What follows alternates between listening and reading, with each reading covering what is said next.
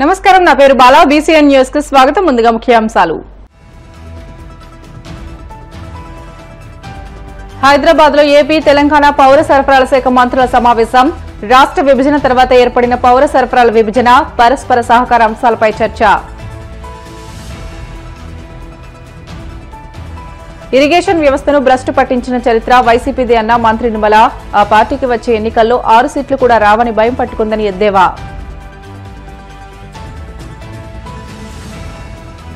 Gurazala sub జైల్లో ఉన్న YCP కార్యకర్త హరికృష్ణకు పార్టీ నేతల పరామర్శ.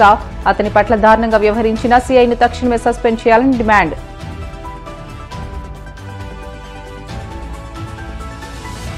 తిరుమల శ్రీవారిని దర్శించుకున్న పలువురు సినీ ప్రముఖులు. ఆలయ మర్యాదలతో స్వాగతం పలికిన అధికారులు. ఆంధ్రప్రదేశ్, తెలంగాణ రాష్ట్రాల పౌర సరఫరాల శాఖ మంత్రుల సమావేశం హైదరాబాద్ లో జరిగింది. ఎర్రమంజిల్లోని ఆంధ్రప్రదేశ్ సివిల్ సప్లై కార్పొరేషన్ భవనంలో జరిగిన ఈ సమావేశంలో మంత్రి నాదెండ్ల మనోహర్, తెలంగాణ మంత్రి ఉత్తమ్ కుమార్ రెడ్డి, ఇరు రాష్ట్రాల ఉన్నతాధికారులు పాల్గొన్నారు. ఈ సమావేశంలో ఉమ్మడి ఆంధ్రప్రదేశ్ విభజన తర్వాత ఏర్పడిన పౌర సరఫరాల విభజన, పరస్పర సహకార అంశాలపై చర్చలు జరిగాయి. ఈ సందర్భంగా మంత్రి నాదెండ్ల మాట్లాడుతూ రైతాంగాన్ని కాపాడుకునేందుకు 2 తెలుగు రాష్ట్రాల ప్రభుత్వాలు పనిచేస్తున్నాయని అన్నారు. ఆంధ్రప్రదేశ్ లో దీపం 2 పథకం కింద 1,10 లక్షల లబ్దిదారులకు సబ్సిడీ అందిస్తున్నామని తెలిపారు. ఇరు రాష్ట్రాల మధ్య పరస్పర సహకారంతో పౌర సరఫరాల వ్యవస్థను మరింత సమర్థవంతంగా తీర్చిదిద్దేందుకు కృషి చేస్తామని తెలియజేశారు.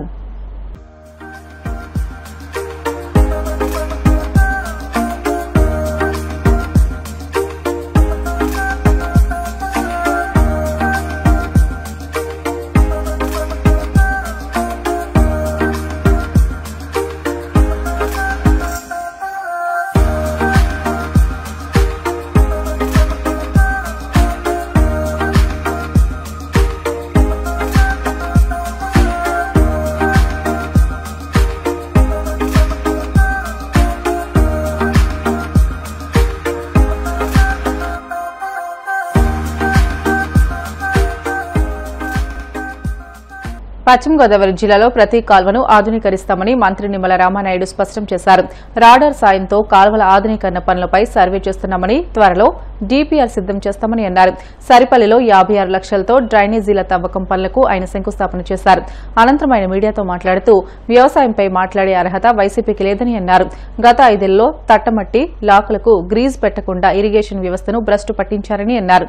కొన్ని ప్రాంతాల్లో సార్వా పంటను వదులుకోవాల్సి వచ్చిందని అన్నారు. ఎక్కువ గోదావరి జిల్లాల్లోనే ఈ పరిస్థితి కనిపించిందని అన్నారు. గత 5 ఏళ్లు రైతు వ్యతిరేక పాలన సాగిందని అన్నారు. కూటమి రైతు పక్షపాత ప్రభుత్వమని అన్నారు. కొనుగోలు చేసిన ధాన్యానికి 48 గంటల్లో సొమ్మును ఖాతాలో జమ చేస్తున్నామని తెలియజేశారు.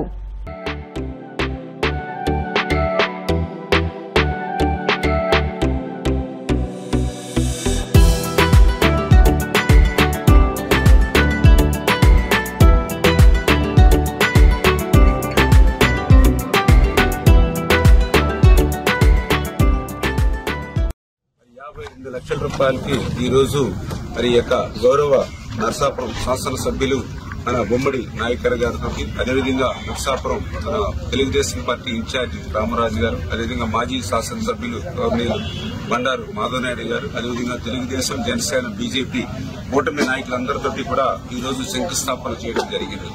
మీ అందరికీ తెలుసు, గత 5 సంవత్సరాల వైసీపీ పాలనలో ఏ డ్రైన్ లోనూ గాని, ఏ కెనాల్లో గాని ఒక తట్ట మట్టి తీసినటువంటి పరిస్థితి లేదు. గత 5 సంవత్సరాల వైసీపీ పాలనలో ఏ షట్టర్ గాని, డోర్ గాని, లాక్ గాని, రోప్ గాని మరామతుల మాట నుంచి కనీసం గ్రీజ్ పెట్టి మెయింటెనెన్స్ చేసినటువంటి పరిస్థితి లేదు.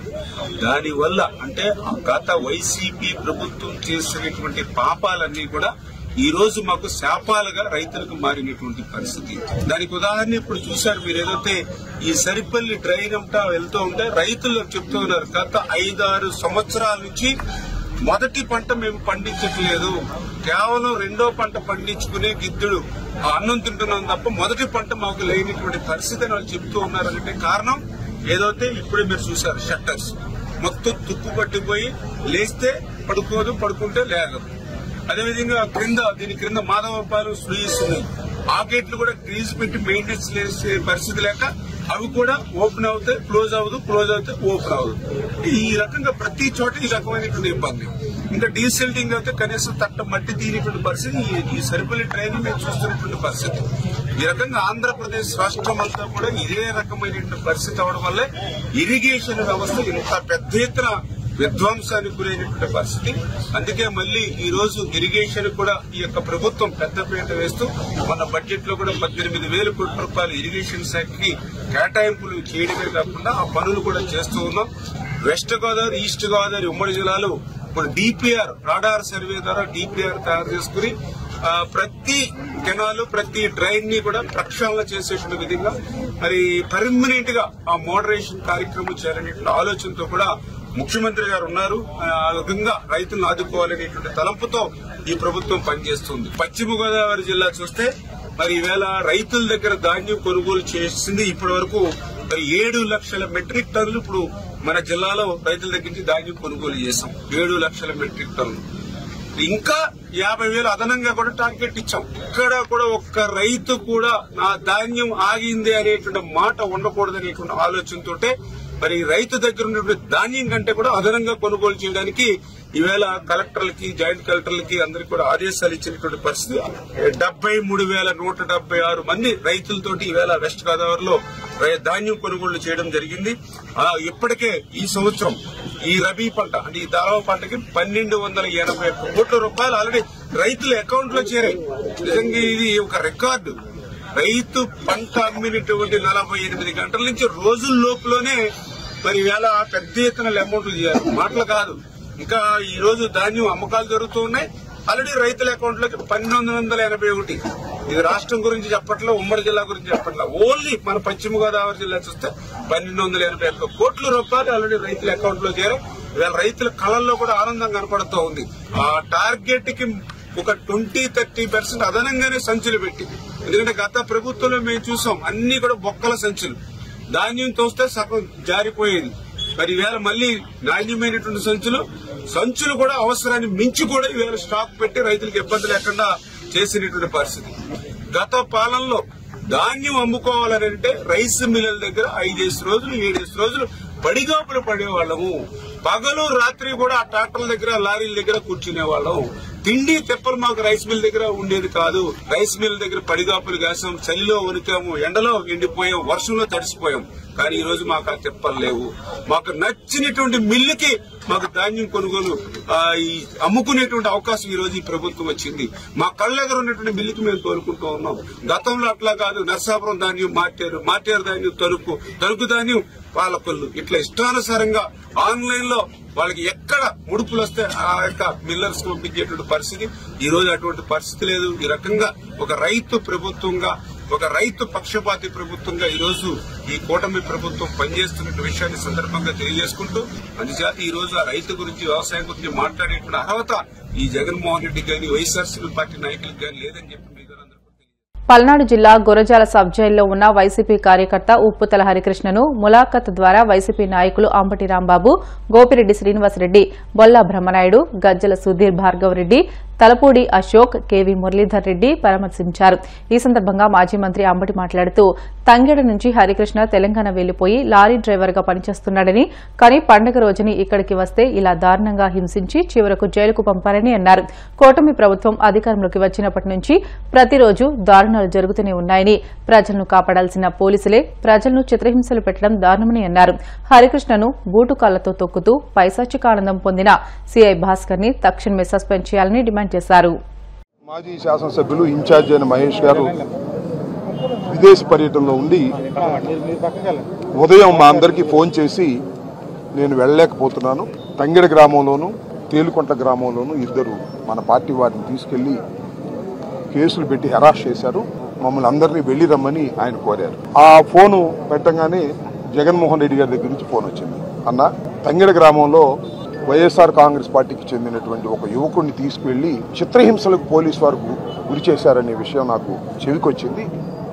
అది ఎంతవరకు నిజము ఏమిటి తెలుసుకోండి, అవసరమైతే మీరు వెళ్ళి ఆ కుటుంబాన్ని పరామర్శించండి, తెలుసుకోండి వాస్తవాలని చెప్పడం జరిగింది.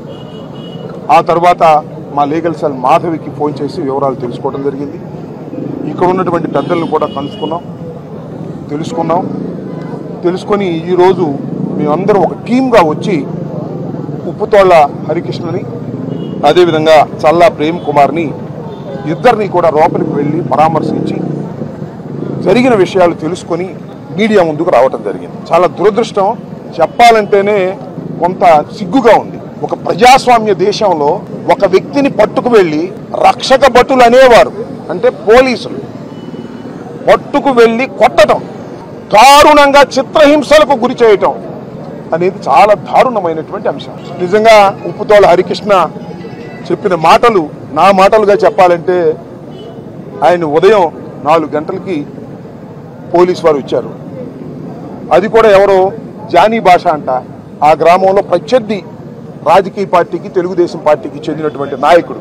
ఆయన కారులో వచ్చి మీరు రండి అంటే, ఏమిటి పోలీస్ వ్యాన్ కూడా కాదు, ఎందుకు మేము ఈయన కారులో రావాలి అని తండ్రి కొడుకులు ఇద్దరు కూడా అడ్డం తిరిగి మేము వస్తాం పదండి పోలీస్ స్టేషన్, కానీ ఆ జానీ భాషా కారులో మేము రాము, ఆయన తెలుగుదేశం ఆయన మాకు వ్యతిరేకంగా ఉన్నాడు, ఆయనే మిమ్మల్ని తీసుకొచ్చి మమ్మల్ని తీసుకెళ్లాలని ప్రయత్నం చేస్తున్నారు, మేము రామని పోలీస్ స్టేషన్కి వచ్చారు. ఆ ఎల్లయ్య తండ్రి గారు చెప్పినట్టుగా వాళ్ళ అన్నను కూడా తోడు తెచ్చుకున్నాడు. ఎల్లయ్య పాప ఒక్కడే కాదు కదా అని వాళ్ళ అన్నగారిని కూడా, ఇందాక ఉన్న అన్నగారిని కూడా తోడు తెచ్చుకుని ముగ్గురు కలిసి వచ్చారు. వచ్చిన తర్వాత పోలీస్ స్టేషన్లో మరి ఉప్పుతోళ్ల హరికృష్ణను కూర్చోబెట్టారు. కాసేపు తర్వాత పోలీస్ స్టేషన్ పక్కనే ఉంటుందంట ఇంకొకటి, ఒక ప్రైవేట్ రూమ్, అక్కడికి తీసుకువెళ్ళారు. తీసుకువెళ్ళి హరికృష్ణ చెప్పిన మాటలే చెప్తున్నా నేను. 2 కాళ్ళు చాచి కానిస్టేబుల్స్ ముగ్గురు, ఆ దాచేపల్లి సిఐ పొన్నూరు భాస్కరు ఆ 2 కాళ్ళ మోకాళ్ళ మీద నిలబడి ముఖం మీద కొట్టడం. ఏం చేశాడు ఆయన? అతను ఏం ఘోరం చేశాడు? వైఎస్ఆర్ కాంగ్రెస్ పార్టీలో ఉన్నాడు, పోలీసులు ఏదైనా ఉంటే కేసు పెట్టండి, పెట్టారుగా. 307 అంటే 109 బిఎన్ఎస్ పెట్టారు. అంటే మనిషిని చంపబోయాడని ఓ ఫాల్స్ కేసు పెట్టారు. మరి కొట్టడం ఏంటి? ఒక మనిషి ఇట్లా కొట్టడం ధర్మమేనా? అసలు ఆ సిఐ గారి పద్ధతి ఏంటి? This the second time. కానీ బుద్ధి ఉండాలి, జ్ఞానం ఉండాలి, మంచి ఉండాలి, మొరాలిటీ ఉండాలి, ధర్మం ఉండాలి, న్యాయం ఉండాలి. మీరు కాకి బట్టలు వేసుకొని తెలుగుదేశం వాళ్ళు చెప్పినట్టుగా మనుషుల్ని తీసుకెళ్లి మా కార్యకర్తల్ని కొట్టి హింసించి ఏమి సాధిస్తారని అడుగుతా ఉన్నా. ఏమి సాధించరు. మీ సర్వీసులో బ్యాడ్ మార్క్ వేస్తాం, మీ సంగతి చూస్తామని కూడా ఈ సందర్భంగా నేను చెప్పదలుచుకున్నాను. ఎవరు భయపడవలసిన అవసరం లేదు. పోలీసు వారు పెట్టేటువంటి కేసులు పెడితే ఇమీడియట్గా మా లీగల్ సెల్కి చెప్పండి. మాధవ్ గారు జిల్లా లీగల్ సెల్ ఉన్నారు, మా గుంటూరులో లీగల్ సెల్ ఉంది, రాష్ట్ర వ్యాప్తంగా లీగల్ సెల్ ఉంది. యుద్ధ ప్రాతిపదిక మీద మేము కోర్టులకు వెళ్ళి, హైకోర్టులకు వెళ్ళి, అవసరమైతే సుప్రీం కోర్టులకు కూడా వెళ్తాము ఈ సందర్భంగానే మనం చేస్తున్నా. కాబట్టి భయపడాల్సిన అవసరం లేదు. పోలీస్ స్టేషన్కి తీసుకువెళ్తున్నామని చెప్పి ఒక పోలీస్ వెహికల్ కాకుండా ఒక మఫ్టీ కారులో పోలీసులు వచ్చి పోలీస్ స్టేషన్కి తీసుకువెళ్లకుండా పోలీస్ స్టేషన్ దగ్గరలో ఉన్న ఒక క్వార్టర్స్కి తీసుకువెళ్ళి ఒక పశువులాగా తన కాళ్ళ మీద కూర్చొని సిఐ భాస్కర్ అనే వ్యక్తి కొట్టడం నిజంగా మానవ జాతి సిగ్గుతో తలదించుకునేవాళ్ళని చెప్పి ఈరోజు గుర్తు చేస్తూ ఉన్నాం. ఇంత క్రూరంగా, హీనంగా పోలీసులు కొట్టడం చాలా దారుణమైన అంశం. ఏదైనా ఉంటే కేసు పెట్టండి, కోర్టుకు హాజరుపరచండి, జడ్జి గారి ముందు. తప్పు చేస్తే జైలుకు పంపించండి. అంతేగాని అసలు మీకు మఫ్టీ కారులో తీసుకువెళ్లాల్సిన అవసరం ఏంటి? నిజంగా అతను తప్పు చేస్తుంటే ఒక పోలీసు వెహికల్ కానీ, పోలీసు వాళ్ళ వెహికల్ కానీ వెహికల్లో తీసుకువెళ్ళటం అంటే మీరు దొంగతనం చేస్తున్నారు, తప్పు చేస్తున్నారని అర్థం. పోలీస్ స్టేషన్లో పెట్టకుండా పోలీస్ క్వార్టర్స్ బయట పెట్టడం, కర్రలతో కాళ్ళ మీద, ముఖం మీద కొట్టడం చాలా దారుణమైన అంశం. ఇంత దారుణంగా నిజంగా బాధించినందుకు ఆ సీఐని తక్షణమే సస్పెండ్ చేయాలని మేమందరం కూడా డిమాండ్ చేస్తున్నాం. అట్లానే ఈ రాష్ట్రంలో నడుస్తున్న రెడ్ బుక్ రాజ్యాంగానికి స్వస్తి పలకాలి. ఇప్పుడైనా జనం తిరగబడే సమయం వచ్చింది. అందరూ కూడా రోడ్డు ఎక్కాల్సిన అవసరం ఉంది. వైఎస్ఆర్ కాంగ్రెస్ పార్టీ నాయకులు, కార్యకర్తలందరికీ ఖచ్చితంగా దీని మీద కఠినమైన చర్యలు తీసుకోవాలని చెప్పి పోలీసు ఉన్నతాధికారులను కోరుతున్నాం. అట్లానే న్యాయస్థానంలో కూడా పోరాటం చేయడానికి సిద్ధంగా ఉన్నాం. హైకోర్టును సంప్రదించి ఇతనికి సరైన వైద్యం అందించట్లేదు ఇప్పుడు దాకా. తూతూ మంత్రంగా ఎస్ఐ పక్కన పెట్టుకొని గుంటూరు గవర్నమెంట్ హాస్పిటల్కి వెళ్ళి కనీసం డాక్టర్తో ఇతను బాధ చెప్పుకోవడానికి కూడా సమయం లేదు. బ్రిటన్లో షార్ట్ బ్రేక్ తీసుకుందాం. Stay with us.